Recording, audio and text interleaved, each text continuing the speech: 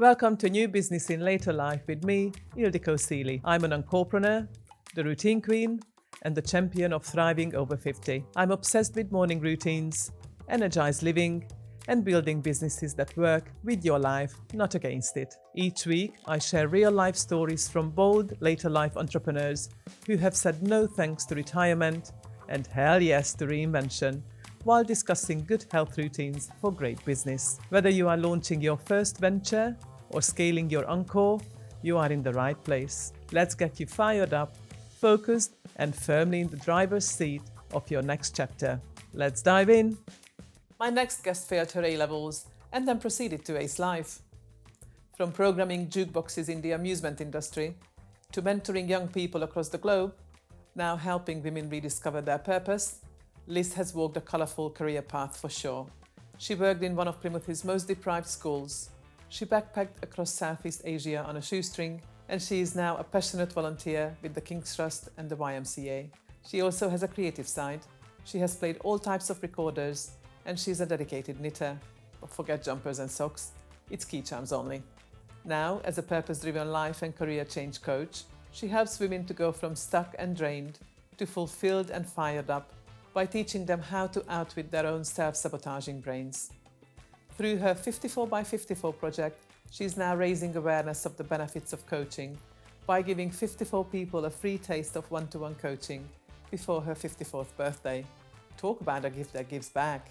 Liz is definitely proof that failing early doesn't stop you winning later, especially when you are willing to unravel the mind and re-knit your purpose. Please welcome my next guest, the fabulous Liz Bell.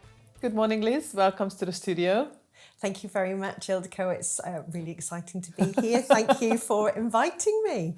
What is your newest business? Oh, my newest business is empowering purpose-driven women to go from stuck and drained to fulfilled and energized by finding the work that they were born to do. That is a beautiful summary of what you do. And in the spirit of new business in later life, would you share with the audience how old you were when you started this newest business? Well, I started this version of my business when I was about 50. Right. But I had actually started on the solopreneur route at around 48. I got into business as a whole about 48 indeed, and now 51. Doing new things. Yes. Would you like to tell us a little bit more about how you empower women, purpose-driven women? So I have a 3-pillar program, which is explore, dream, and discover. And in the first pillar, explore, it's all about getting to know who they are. Because typically I'm working with women who've started their career. So they knew who they were at the beginning, but they don't necessarily know who they are when they come to me or what they want from the future of their career. So, interesting. Yeah, so we really dig into that. And then the dream is to imagine all the potential possibilities. So we're not concerned with what jobs are out there at this stage. What would they love to do? What would give them the passion that they feel is inside them, but yet haven't been able to explore? And typically what we find is that there are themes that underpin the ideas that they have. And so typical common ones might be helping people, or it might be animals, or it might be working in a particular environment such as outdoors. So those themes come up, and it's possibilities around those themes that we start to put together. And then we look at which ones feel right and typically narrow it down to about 3. Okay, and the then, magic number. It often, 3 pillars, 3 dreams, 3 ideas. Yes. Sounds good. It is, yeah. There's a reason why it's a magic number out there, isn't it? And then from those, we have a look at which of those would meet their expectations of their life for the future, which is the work that we've done at Okay. the beginning. So we go back to that. So which of these options best meet your plans for your future life, for your future career? And then also, is it possible to do it in the real world? So we revisit Okay. some of those realistic things that people come concerned about, like, will I be able to earn enough to pay my mortgage? You can pretty much turn anything into a profitable business. I suppose you discount ideas, but you lead people to come to that conclusion themselves. They're very good at discounting opportunities. In fact, what I find is people come along and they've discounted lots of opportunities before they've even got to me without doing any of the research, without really understanding whether those opportunities are possible, because they've created this belief in their minds Okay. about what that job is, where they can do it, how much they can earn. There are so many preconceived ideas that people come to me with, and that really is my job, is to actually unpick that. Remind me of the name of the first pillar. So it's explore. Explore. So during the exploration process, do you then get people to tell you about the discounted ideas to see if any of those would fit in with their, then the second pillar is the dreams of where their passion actually lies. And as you said, do they just get themselves into a bit of a pickle, really, to say, oh, I can't do this. Or maybe listen to other people who say you can't do this. And despite of it might be their strongest passion, but they say, oh, I can't make money out of them. I help them to unravel that. So I ask them to collect the kinds of things that excite them in the world of work. So that could be a job title that they've seen. That could be a phrase from a job description they've seen. It could be a picture on the internet of somebody doing something or being in a location that they would love to be in. It can be anything, but I find at that stage when people are collecting ideas that they start limiting themselves, and when we talk about the ideas that they've collected, that's when I can start looking at where the limitations are and helping them let go of the limitations that they've been holding on to. Oh my God, I took part in a little challenge earlier this year, and I think the hardest part for people is that we have the tendency to think too far ahead. Yes. And it's like, no, just anchor yourself with that first step. Yes. Just flutter around all the ideas. Another question that keeps going around my mind is, who's your customer? Because from things that you're saying, it sounds like people who are in employment, or is it people who are self-employed, or does it matter? It doesn't matter, really. The thing that's most important is that these women feel that they are driven by some kind of purpose, whether they know what that purpose is or not. They are driven to do something more. Words that my prospective clients come to me with are, I want something that's more fulfilling. I want to be making more of an impact. And I have worked with people who are both self-employed and in employment. Because, just trying to think, like, obviously I've worked in corporate environments for many, many years, and then I had a whole long period where I didn't do anything. Well, that's not strictly true, because obviously I was still making a living, but in a very, very different way. I just rented out my spare rooms. Yes. And that was enough of an income for me to just not have a 9-to-5 job. Yes. And then now I'm launching and building a number of businesses.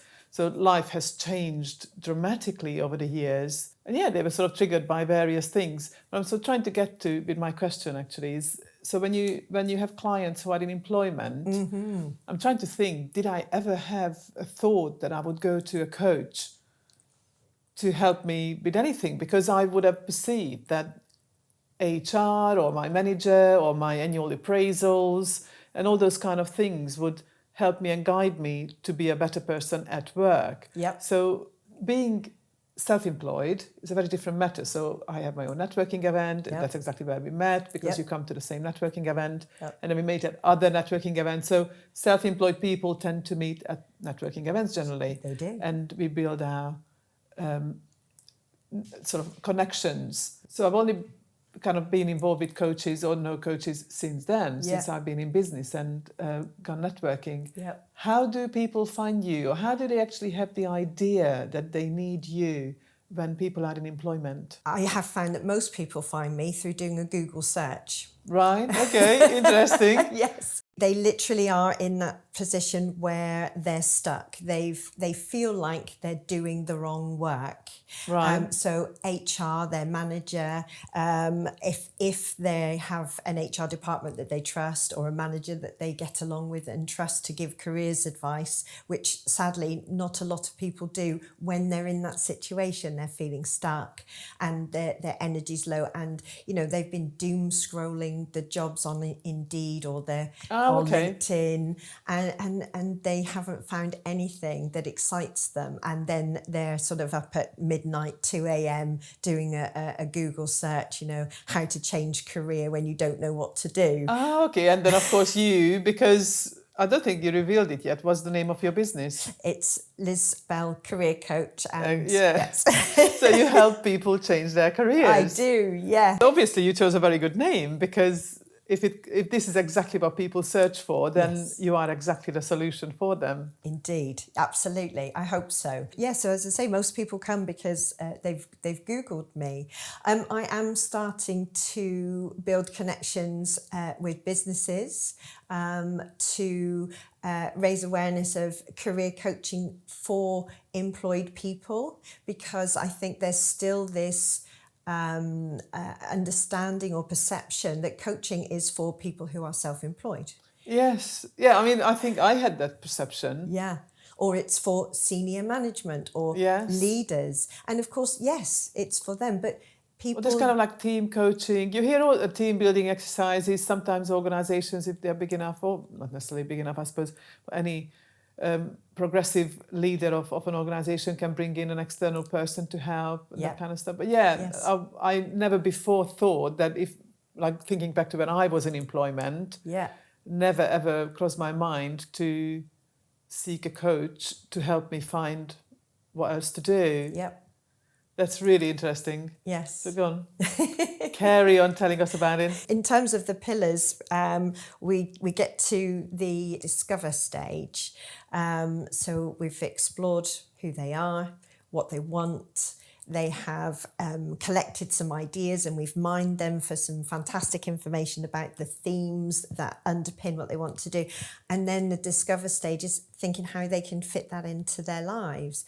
And I've had clients who've left me feeling really confident in the work that they're doing, but having a vision for their future. So not something they're going to change right now, but they have planned the baby steps that they will do so that they can work towards that bigger picture. So, for example, a client who was in social housing as a housing officer, and she really wanted to develop a network supporting people with their mental health. Right, yes. And what that looks like in the future for her potentially is running walks, nature retreats for people to connect with nature, so that they can look after their mental health better. Yeah.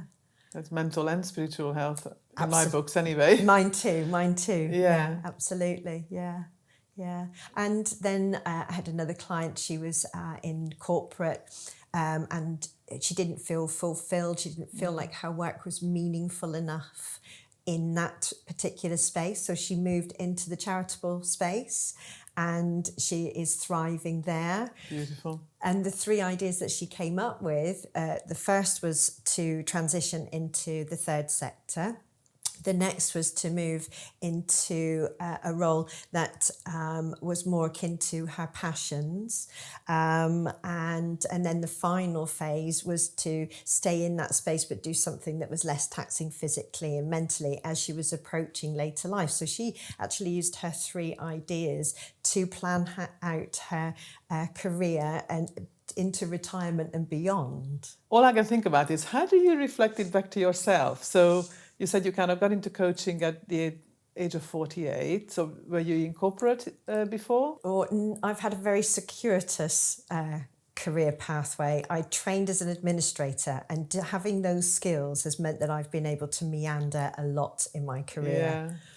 So I started off in the private sector in the amusement industry. Then I had a career break for maternity. Then I went back to working in the education sector, in primary education, then into higher education, then into the charitable sector.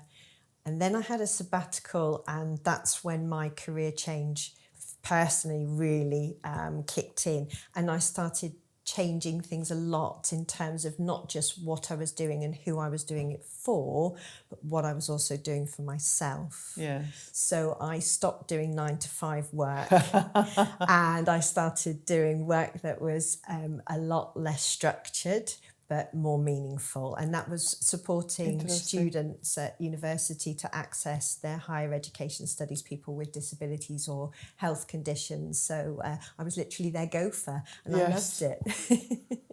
Yeah, that sounds really interesting. How did you deal with the changing from working in a structured environment to a less structured job? Yes, so my sabbatical enabled me to prepare for that. Right, okay. So I travelled for 6 months in Southeast Asia, living out of a rucksack on a shoestring budget.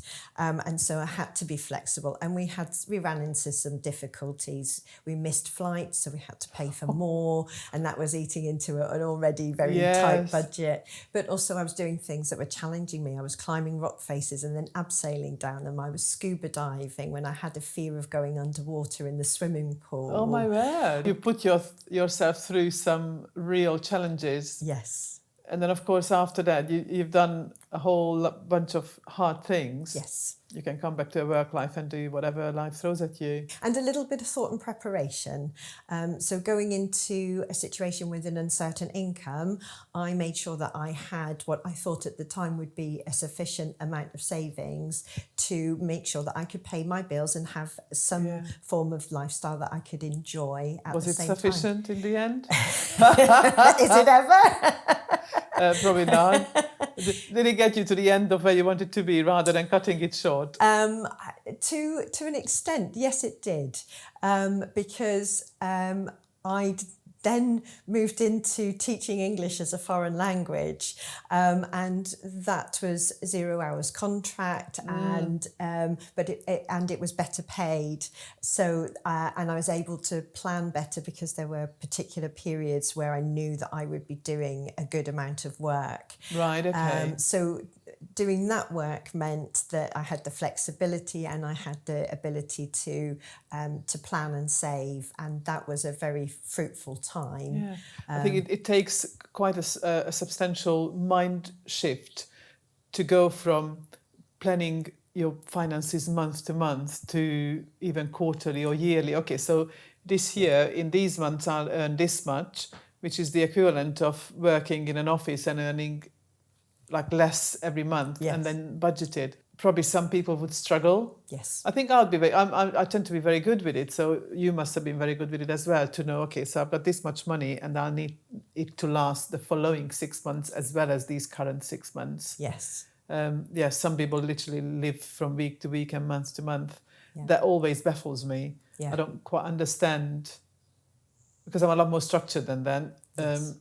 I don't understand how they can do that. No. I always have some savings. I don't think I ever spend all of what I have that month. Yeah. I just spend on what I have to spend on or what I want to spend on, a few things, still fulfill my life. Yes. And then at the end of the month, I've got some left. Brilliant. It rolls over. Yeah. Or goes into savings. Yeah.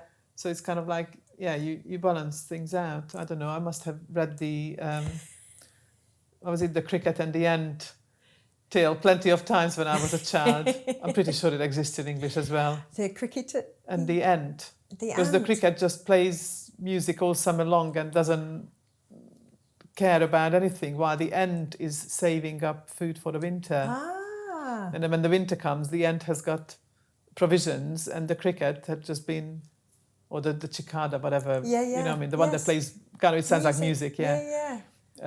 All summer long, and then has nothing in the winter. Wow, I'm not familiar with that tale, but that's amazing. I thought that was quite an international children's tale. Well, there you go, learn something new every day. Yes, absolutely. But it's a shame that we don't, because I think a lot of people would benefit from hearing that tale. It is important to have the mindset of thinking about what your future might look like financially, rather than spending what you have today because you have it in your pocket today. We have a saying, it burns a hole in your pocket. Yes, absolutely, yes. absolutely. So, and for many people that can be the case, is, I have this money, what can I spend it on? Where do I spend my money?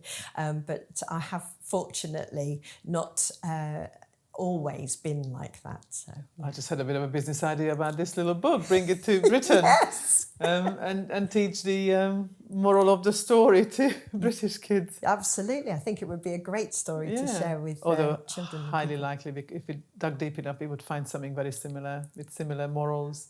But interesting. Yeah. So basically, your 6 months sabbatical of travelling Southeast Asia really prepared you for the rest of your life, so to speak. I think so, yes. And it's probably why young people are encouraged, where possible, to sort of take that gap year when they've finished school to think about what they're going to do next, and also to go out and face some challenges independently of their support network, their family. And of course, it's possible to do that. You don't have to go as far as Southeast Asia. You can do all sorts of things, such as doing summer camps and things like that in the UK. Even just being away from your family and dealing with situations can prepare you for that. Yeah. So it did, and I'm really delighted that I took that opportunity. Because it did really teach me so much, and so it still wasn't coaching that I wanted to do. It was when I was helping the students at in the university. And so when I wasn't needed, I would fill my time. Brilliant library. I came across a book called The Coaching Manual by Julie Starr.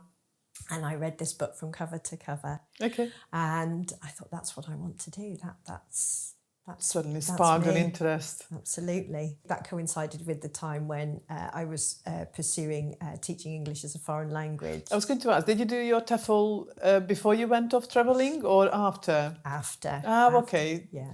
What a shame, because probably you could have actually earned a little bit of money with the TEFL certificate while abroad. Yes. Before I went, I was not in the mindset to be thinking about that kind of thing. It was just get away, do something different, enjoy what the rest of the world has to offer, or what that part of the world has to offer.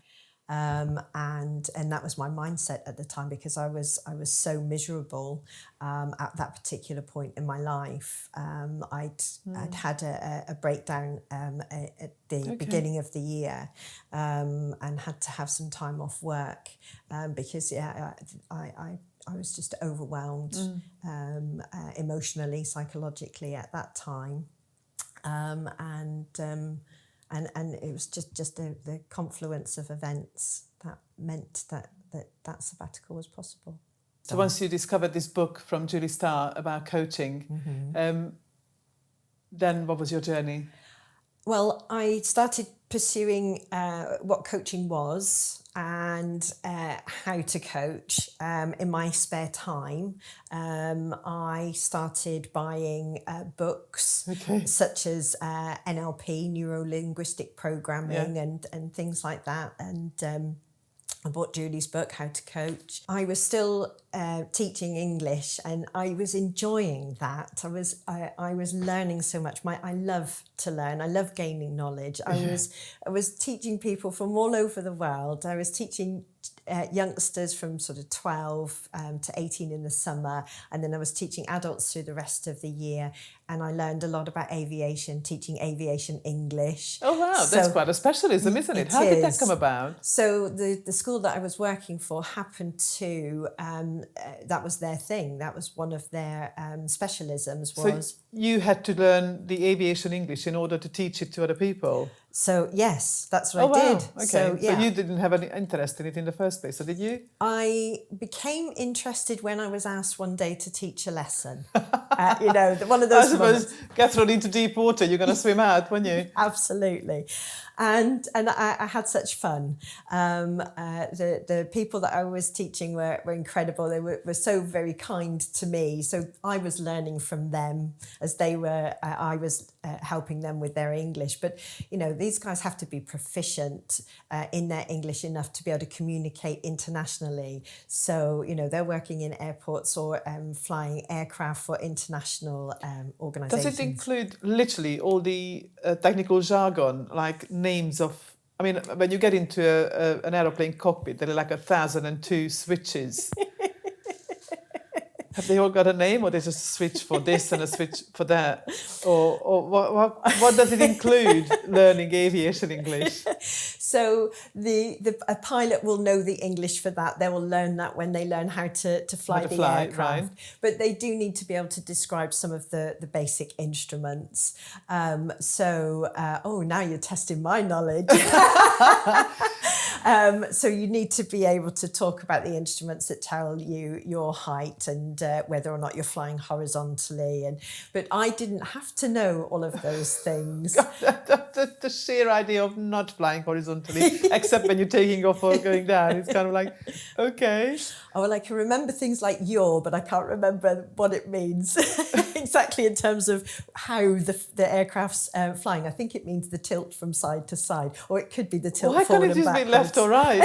It's a bit like, what's the naval, the port side and starboard side? Exactly. It's like, why can't it just be said that it's left or right or north and south? You know, something easy. Indeed. Well, the nice thing is that if you're familiar with maritime English, aviation English is quite straightforward because it came after maritime English. A lot of obviously, indeed, by default, yeah. Indeed, yeah. There are some young people that may not realise that we've had aviation longer than they've been alive, so they might not realise the timescales. I mean, I was going to say a kid sits through school, but I suppose that is the operative word. They sit through school, whether they learn anything or put two and two together is a completely different matter. Absolutely. We make all sorts of assumptions as we go through life. When we don't have explicit direction about these things. Yeah, I suppose I'm certainly totally guilty of that, of making my own assumptions and just going with it as true. Yes. But probably all of us do then. We do. We absolutely do. Sometimes those assumptions are funny and we get to laugh about them, and some of them sometimes they can be more serious. Let's go back to your coaching. When did you restructure your coaching approach into this new way? So it was about 2 years in. So I started in 2020 as a life coach. Okay. And towards the end of 21 to early 22 is... And of course, we were in COVID as well, so yes. I assume it was all online, probably? It was all online, yes, it was. Networking was online, my coaching was online. It was very different until then things opened up. And it was during those first couple of years that I recognised that most of the people I was coaching that I enjoyed working with most were both women, and they wanted to make changes in their career. Okay, so that helped you niche down your offerings. It did, indeed. Okay. And if I could relate to that, so I talked about my own experience of having a breakdown, going on the sabbatical, yes. Coming back and changing my career, reinventing yourself. Exactly that, yes. And I suppose, this is this little bit of a, call it midlife crisis. Mind you, it's really weird that sometimes I come across 30-year-olds, and apparently somebody else told me this because they are offering something for 30-something men. Yeah. That apparently men have this midlife crisis a little bit earlier than women. Okay. For some reason. And it might just be, again, an assumption, but it's just somebody told me from their own work experience. Yeah. It's kind of like when we're putting out into the world that new business in later life, when you go through stuff, probably your a child or children, have you got one? I've got one, yes. Has grown up, Yes. and you sort of come to the point like, the empty nesters syndrome perhaps women go through. Yeah. When you just want to do something else. Yeah. And here you are, started up your coaching. Absolutely, yeah. I really like your process. Like you said, that you got the interest for it, you started learning about it, you started delivering coaching. Yeah. And then you realized who your real audience was. Yes. And then you started concentrating on those people. There's a lot of conflicting information out there. For me, when you become a coach, when you put out there that you're coaching, you are bombarded by people who are helping coaches with every aspect of their business. I help you with your marketing, your social media. I help you build your niche. I help you build your funnel. I do this, I do that, I do everything else for coaches. And so there are people who have been very clear about who they want to work with as a coach right from the get-go. Yeah. And that's wonderful. Other people like me come to coaching because they see the benefits of this methodology of working with people, with this non-directive, very open conversation, reflective way of being, and see the benefits for the people they're going to work with, but don't have a particular calling to work with a particular group of people or solve a particular problem, and that's valid too. And it's quite interesting because I'm literally launching my mentoring business next week. Mm-hmm. I was just trying to figure out when this episode will come out. Yeah. But I think it'll be just after the launch will have happened. Yeah. And working on your ideal customer, I'm finding it very difficult because I'm launching a routine club. I kind of know, I know that it's going to be busy entrepreneurs, busy business owners. Yeah. They're starting up, scaling up, where they are just pouring absolutely everything into their business and all their efforts are going into their business and they are neglecting themselves. Yes. It's like, hang on a minute. If you keep doing that and there's no you, because you will fall ill or, like you said, have a breakdown, or any health issues, then there is no business. Nope. So my message is you need to look after yourself, be the number one powerhouse behind your business, and then consequently your business will run better. At the moment, I don't feel I'm niching enough in a way, but then I think it's really good for me to hear that you started coaching and then figured out who were your ideal customers, really, the people you really enjoyed working with. So people ask me, are you only going to be working with 50 plus entrepreneurs? At this stage, no. I want to pass on the whole ethos of having a good health routine. In time, if that's the demand or that's where I see that really actually not just the podcast, but in my business as well, I want to niche to 50 plus people, then be it. Or just women or mixed. Let's see what happens. As long as I can put my message out there that an overall health routine is super important, then for the minute I will be quite happy. The niche idea is that when you're communicating, you know who you're communicating to. The niche doesn't prevent other people from outside of that, in terms of what I've seen around marketing jargon, that bullseye of your target audience. There are lots of rings around that. Okay. So even though your message is very clear and will always resonate with that target group of people, it will also resonate with the outer rings as well. And so you will find that people from those outer rings, if you like, they will find you as well. Maybe they want to buy into the other bit. So you're saying that even if I advertised 50 plus female entrepreneurs, improve your health to improve your business, then potentially 40 something and male entrepreneurs could still find, because I think that the baseline is definitely business people and good health routine. But then again, not necessarily anyone who wants a good health routine. I suppose it goes back to my previous question to you. Who were your initial, or still, who are your customers? People in corporate or people who are self-employed? So the purpose-driven women. So they identify with that. And I talk about mental well-being. I talk about mental fitness. And I talk about personal development. So purpose-driven women who are interested in the same things that I am, who my messages resonate for. A lot of people that come to me resonate with my own career change story when I talk about that, that breakdown, that burnout period, and then recovering from that, taking the time for myself, and then coming back and doing something different in my career. So they resonate with that. So it's the stories we put out that are important. Right. I was just thinking, it took me back to a memory, really, when I lost my job back in 2011. The circumstances were really not very pleasant, and I ended up sort of just sitting on the sofa for 2 weeks crying. Yeah. Then I thought, no, I need to get out of this state of mind and do something with my life. I can't not do something. Yes. But yeah, it really properly knocked me sideways in a way that I never, ever, ever expected it. And now I'm sitting here with you so many years down the line.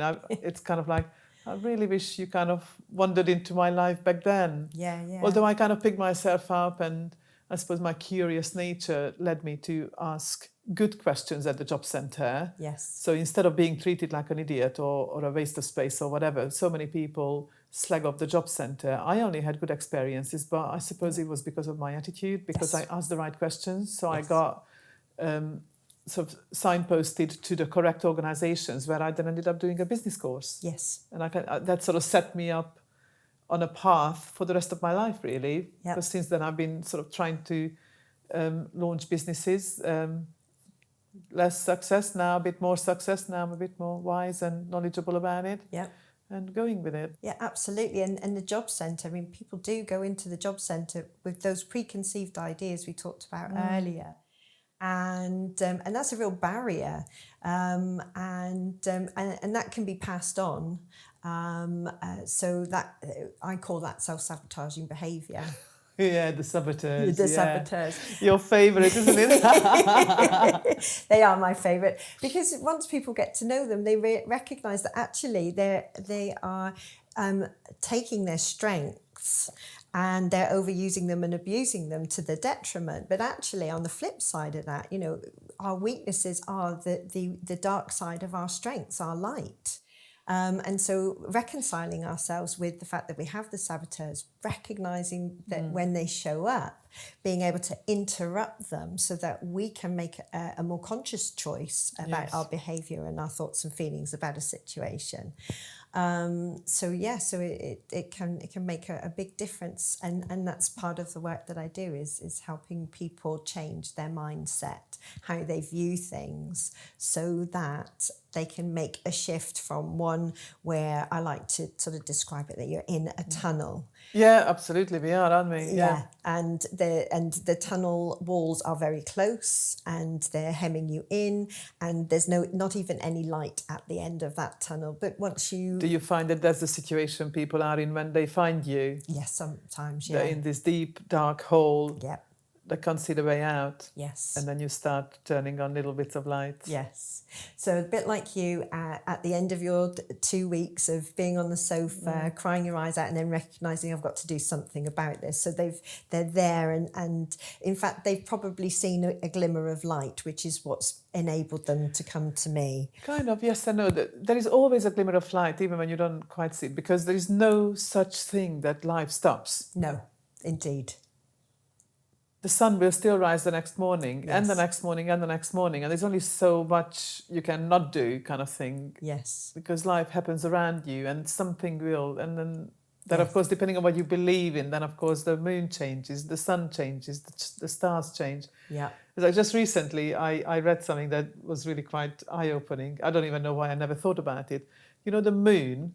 Yep. moves this ginormous body of water around the earth. Yes. Day in, day out, week in, week out. Yes. Our bodies are 70% water. So anybody who says they don't believe in the moon having an effect on us just doesn't understand that if the moon can move those zillions of tons of water around all the time and create the tides around the entire globe, Yes. then of course it creates tides, low tides and high tides in our body as well, because it moves that water as well. And we are all energy anyway. We are. So, yeah, even just with the moon changes, everything, so much can change around us anyway. I only recently came across that idea that it affects the water in our bodies recently. And I, like you, was like, why did I not know this before? Why did I not make the connection? Yes. Yeah. You said belief. Belief is a really important part in how we perceive our world. It's our beliefs are made up of thoughts that we continually repeat in our minds, or we repeatedly receive and adopt to be our own. And once we repeat them often enough, that's what forms our beliefs. So if it's a passing thought, I'm not going to get out of this, it's possible to overcome that. But if it's a firmly entrenched belief, then that becomes a bit more challenging. If it's more fixed, rather than a preference, something we tell ourselves we must do or have to do, then those kinds of beliefs are a little more difficult to shift. But recognising that where they come from, how they're formed, what their purpose was, and starting to have a bit more compassion for ourselves is the big thing to help us to recognise when they show up, to call them out for what they are, and then to make a conscious decision to take action to do something different. And when you do that, you're literally changing your brain. Changing your brain. So the fixed behaviours around that belief, I like to think of it, we're in the southwest, so the M5 is the biggest road here. So the neural pathways are big. Near M5. us. Near us. A38, A30. So it's the easiest road to drive on. And it's the same with the networks in the brain. It's the easiest road to get on. So that's the path that gets followed very quickly. Whereas there's a dirt track that we can build. And while we're building the dirt track out to resemble the A30 or the M5, the previous M5 or A30 is actually getting smaller and becomes more like a dirt track. So the more we build up these behaviours in the direction that we want to go, the quicker our brain will respond to that, and we will start to actively doing the things we want to do more of the time. But that requires us to build positive habits. And you as a routine coach, that's what you're teaching people is about how to build those positive habits for well-being. Absolutely. I would like to take the opportunity that instead of jumping onto my own thing, which is the routine, is to share with the audience a light bulb moment that I experienced with you. Because I've had the absolute pleasure of having a coaching session with you, which was my birthday present. So again, thank you very much for that. That was really quite sweet. And I took advantage of it recently. And this was my second major light bulb moment, second in a sense where I discovered that something that I was told repeatedly in my childhood, but only in my childhood, and then obviously not for a long, long time for a number of reasons, but only just recently, or like with you a few days ago, realised what an incredible effect it had on me, negative, unfortunately. So this light bulb moment that happened to me this week was realising that as a child, I would fall asleep in the car and not see the journey. It doesn't matter how long the journey was. In the car, I just happened to fall asleep. And then what I heard back from my mum for many, many years after that, because I don't know, I kind of remember back to when I was about 6. And then for years and years, my mum would just say things along the lines that, or I would ask, are we there yet? Obviously, as a child kind of would. But then I would hear back, oh, you don't like the journey. You just sleep through it. And then fast forward 20 years, I was at university doing my textile degree, and I really struggled with the design process because I just wanted something, like I wanted an outcome instantly. And it was quite a battle and some efforts from my tutor to teach me okay, this is the design process. You can't escape it. You have to go through it, and then there'll be a whole lot of outcomes. So I didn't want to do like the endless practices, even though now I know, obviously from self-development books as well, that there's this classic, I think it's in Atomic Habits, where a photo tutor made their students, like half of the students, to go and take 10 perfect photos, while the other one said, you will be judged on how many photos you take. Yes. And those who took hundreds ended up with some amazing work, while those who took only 10 never did that sort of journey process. The relief, the instant relief I felt just by recognizing this conditioning from my childhood having an ongoing effect on my life, because now I'm in the process of launching a business and struggling with the process of it, although doing a lot better than ever before. Now I will recognize it. And I will, from now on, always enjoy the journey, enjoy every little bit of learning, every little bit of new thing, because it's all part of it. It's all feeding that seed that's going to grow into a mature tree at the end of it. But of course, that seedling needs to grow. So yeah, I do like these metaphors because they do help us visualize our journey, don't they? They do, yes. So yeah, I'm sort of embracing coaching myself much more, and I have to as well, because again, this is part of the journey, because now that I want to mentor people on good health routine, again, it goes back to you give and you take, and give and receive, and give and receive. So I would like people to receive from me. Therefore, I'm more than happy to take in information and give information and take information and give information. We have a saying in coaching that you can't take your client any deeper than you have been yourself. Okay, so, that's interesting. Yeah, and it is absolutely true. I can attest that from my own practice. So I have coaching from time to time. I work with coaches because it's important for me to do so. That is so important. And you already said earlier that people associate with your story. And I suppose whatever story you put out, you do get to a point where you're able to put out your deepest, darkest, and sort of most profound experiences. And then, of course, that's exactly what people are going to associate with. It's really interesting. When I was a teenager, somebody told me that you can only love as much as you can hate. So it's only when you experience some real deep dislike or perhaps hate towards someone or something is when you can achieve that same sort of real deep love for someone or something. And that to me, that resonates with what you just said, that you can only take people on a journey as far as you've been. That's interesting to me because I see it differently when it comes to love. So I'd be interested on your take on this, given the metaphor you've just given. I believe that it's not possible to love anyone else, really love anyone else, unless you can truly love yourself. That's true. I think that's kind of on a different angle. But But would you need to... But it is true. Would you need to go to the depths of hatred of yourself in order to really, really love yourself, I wonder? Probably. I think when you really look into it, every single one of us hates something about ourselves, even when to the outside world we may appear perfect or happy, or you look great, or you sound great, meaning like whatever you talk about sound great. But you look in the mirror, you will loathe some part of you. You'll be very unhappy with some part of you. So potentially, I think, well, I don't actually know where this comes from. As I say, I actually remember the conversation with my friend when we were probably about 16.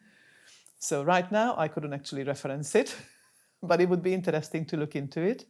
But yeah, I think it applies to yourself. But I totally share that, that you can only love and expect people to love you only as much as you can love yourself. Indeed, yes, yeah.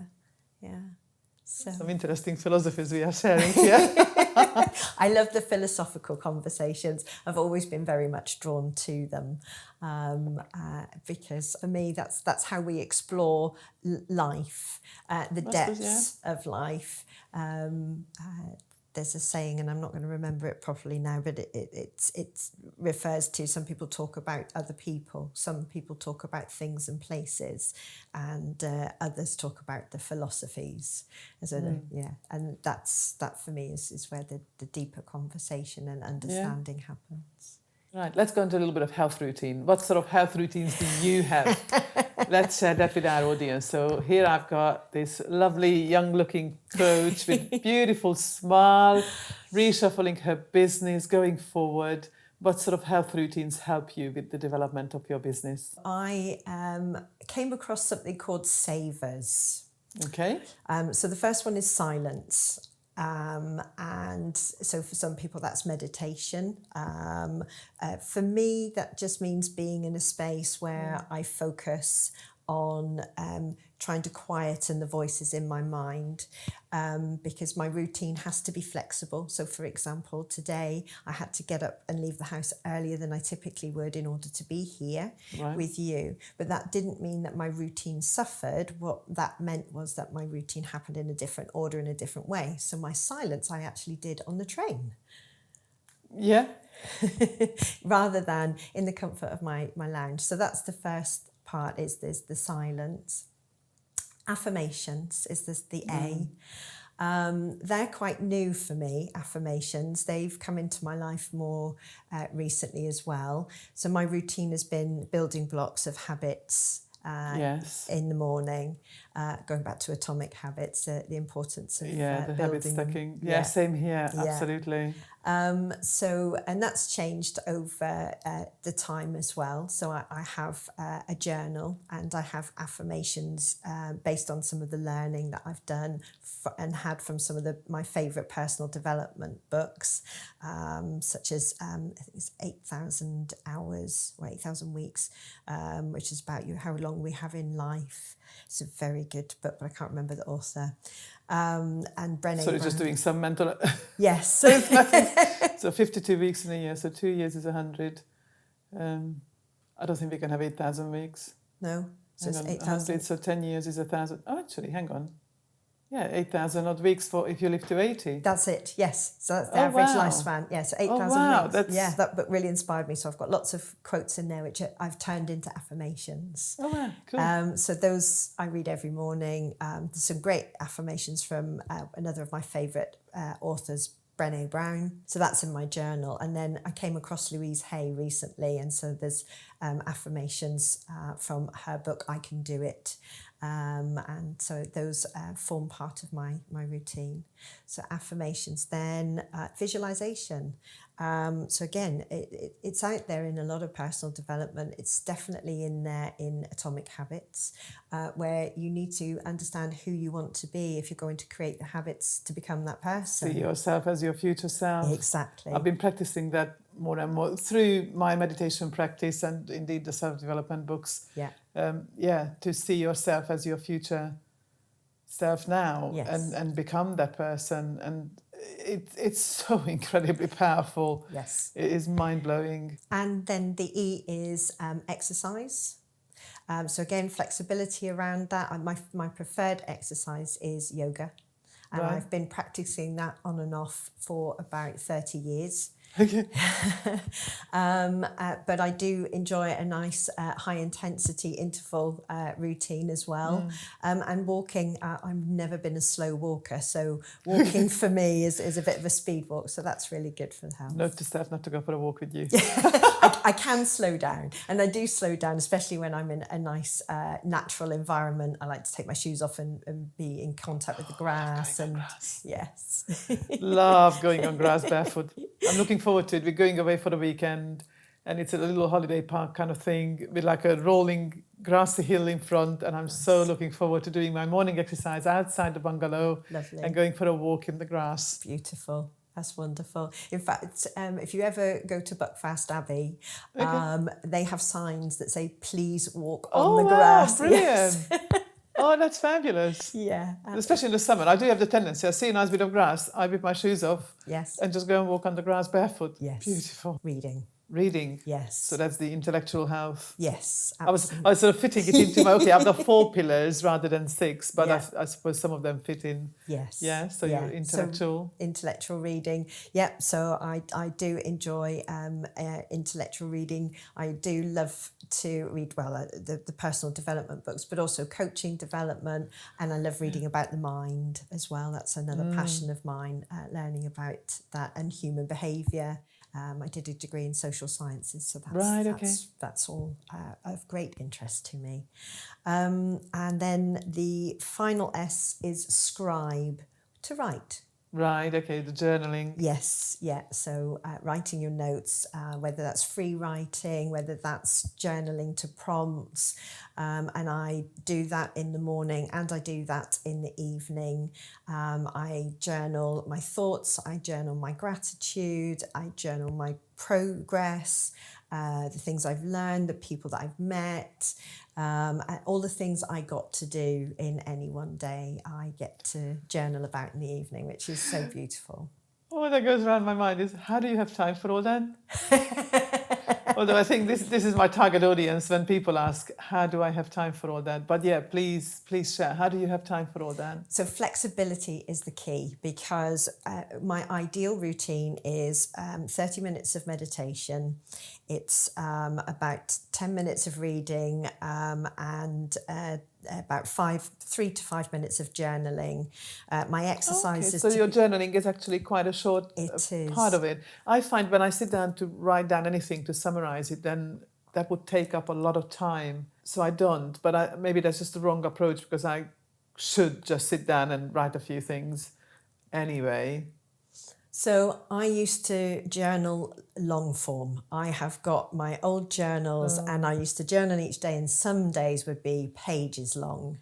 So then I came across the 6-minute diary, and this was curated by a German guy who knew that there were benefits to journaling, but also appreciated that people didn't have a lot of time. So you can buy the 6-minute journal. There's one for business people as well. Okay. And it talks to you about all the research in psychology, neuroscience behind the structure of his diary. And then you do 3 minutes in the morning and you do 3 minutes in the evening. Oh, wow, okay. So what, is it a book that you read? Because when you said that there is one, I thought it will be like a book that you complete. It's both. Okay. So at the beginning, it's got all the information you need to understand what you're doing and why, and the benefits that you will get from it, and his story about why he created it. Right. Because we love stories. Obviously. And then the rest is a year's worth of pages for you to complete using your experience every day. And that I took that, and that's basically what underpins my daily journaling now. That's really good to learn about these little tools that can help us. I shall look into that. Yeah. Cool. Absolutely. Yeah, because I do miss it. It's kind of like, when it comes to the end of the working day, I'm just sort of quite happy to spend the time with my husband. Yeah. But I've spoken to a number of people now who do say that it's good to journal at the end of the day. And I kind of miss it, that yes, probably it would benefit me to just sum up my day a little bit. Yeah. Rather than, it's gone 6 o'clock now, it's time to cook dinner. Yeah. And leave my desk and just then get into the evening. Have that little transition in between. I'm pretty certain that I would benefit from it, because obviously at the moment, preparing for the podcast and having this weekly output, which is amazing, but still it takes a lot of effort. Launching the routine club, the mentoring, and then what happens when I get customers, and so on and so on. And then life goes on, and a zillion other things. We've got the property business, my husband is building his own business, we've got the home to run, the rooms to rent, and so on. There's so much going on that it would be nice to just have that little bit at the end of the day, because I do have my morning routine where I meditate and do affirmations and gratitude, and I do journal that. That's kind of an integral part of it. Yes. But I don't wind down at the end of the day. Okay. And I kind of miss it. Yeah. And I just don't quite know how to fit it into my day. Yeah. I just need to figure out a way. Yeah. So having a diary on my desk could potentially help. So Mine is done at the very end of the day. It's the last thing I do. Okay. So I'm in bed. I've said my final affirmations. Right, okay. Affirmations. Written my final gratitude for the day. So I have my gratitude at the beginning, my gratitude at the end of the day, and then I journal on what has happened in the day, all of the things I got to do, and I focus on journaling positively because it helps with a better night's sleep. So thinking about your Yes, health of and course, well-being. If you focus the mind to all the things that went well, it's less likely to focus on the things that didn't and disrupt your sleep. That's totally true. You know, I never even thought about having a diary on my bedside table. Because to me, kind of the bedroom is sacred kind of thing. You go there for two things, sleep and have sex. Yes. For me, no telly in the bedroom. Yeah. I used to read a lot, less so because I just go to bed and I'm tired and I want to go to sleep. But yeah, maybe that's something I could try. Yes. Yeah. Because my morning journal is now sort of condensed 3 journals into one. Yeah. And I kind of carry it with me everywhere. So maybe it is something I could take to bed with me and then just do that last sum up of the day. Because by then I just want to shut down and sleep. Yeah. Yes, exactly. And it is nice just to do that. It doesn't have to take long. Each sentence is I got to, and that's it. I finished the sentence. Okay. And I don't try and overthink my day. I just think about all the things I say I got to do, got to experience, got to learn, or people I got to meet. And some days I don't fulfill all of those categories. It's just the things I got to do. Maybe I didn't meet anyone new. Maybe I didn't get to learn anything new on that particular day. So it can be very short. So what are they? I got to do, I got to meet, I got to learn. Yeah, that's it. But the 3 things? Those are the 3 things. Oh, wow. Okay. Yeah. How simple. Yes. I love them. And I do my morning journaling in the lounge because that's where I tend to do my meditation and my exercise. And then I take that book, that journal, put it on my nightstand when I go to the bedroom to get ready Then it's for there my day. and ready. Yeah.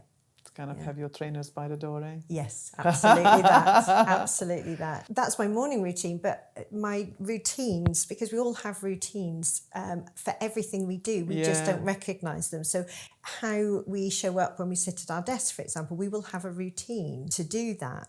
How you pull out your chair, how you sit yourself in your chair, the order that you switch your electronic devices on and off, they're all routines. Yeah, probably. That we don't realise. And some of those routines are really helpful and healthy, and some of them are not. If you're just dropping yourself into your chair with a harumph. But if you lower yourself in gently and think, I look around and think, yes, I'm grateful to be here today. I get to work today. I get to do this today. Yes. I mean, how powerful is that, isn't it? It's so powerful. It's so powerful. And you might not believe it the first time you do it, but the consistency of doing it and the experimentation of trying different words. What words resonate with you? What are heartfelt words for you?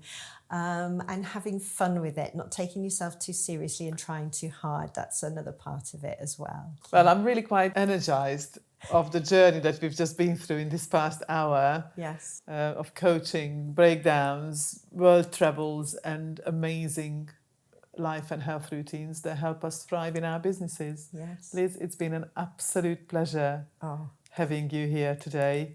Although I totally forgot to ask if there's anything else that you would like to share with the audience. Oh, yes, I would like to share something. Go on. So what's very exciting at the moment, I've talked about my passion for the mind. I only recently came across the saboteurs. That was me going deeper so that I could take my clients deeper. Right. Because my clients were getting good results, but I wanted to give them more. And I recognised that I couldn't because I didn't have any more to give.